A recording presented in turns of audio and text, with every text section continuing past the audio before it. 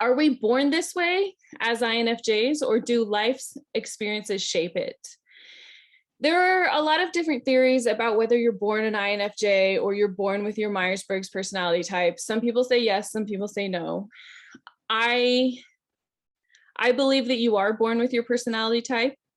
The people, Isabella Myers and Catherine Briggs, who set up the Myers-Briggs type indicator, they used the work of Carl Jung to shape their test. And Carl Jung was, one of the fathers of modern day psychology. And he believed that you're born with your personality type.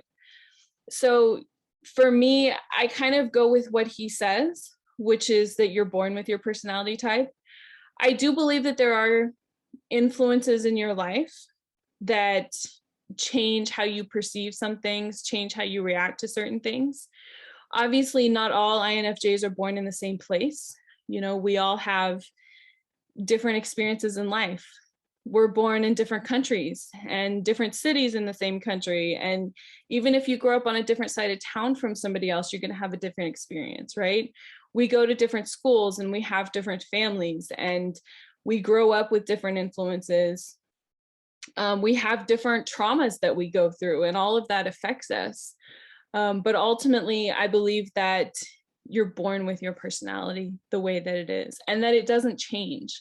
Some people think that your personality changes over time, but I don't believe that it does. There are things that you can improve on. There are things that get better or worse in your life. Like I mentioned earlier, I was extremely shy when I was young. Like when I was really young, I used to hide behind my mom's skirt. When people would talk to me, or when they would try to talk to me, I would hide behind her. Like, I don't want to talk to you. And I had an older sister who would always talk for me. She was very loud and outgoing, and she loved talking to people. And so she was always the talkative one, and I would just hide and be quiet. But then as we grew up and got older, she wasn't always there. And, when I went to school, she was 2 years older than I was. And so I had to learn how to speak for myself. And then as I grew up even more, when I went to college, I moved away from my family. And now I live 1,500 miles away from my family. And so I guess I almost want to say, like, I don't have the luxury of being so shy anymore. Like, there are times when I have to go talk to people. And so I have to push myself to go and talk to people.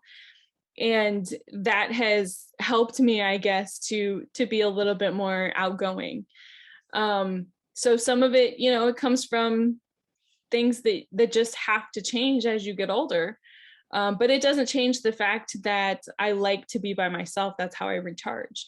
I don't recharge by being around people. That hasn't changed. Learn more about your INFJ personality on my podcast, The Quiet Ones. The Quiet Ones is a weekly show where we dive into understanding self-love, depression, anxiety, and so much more from an INFJ perspective. I offer up in-depth coaching and unmatched empathy. Join me for an amazing personal growth experience.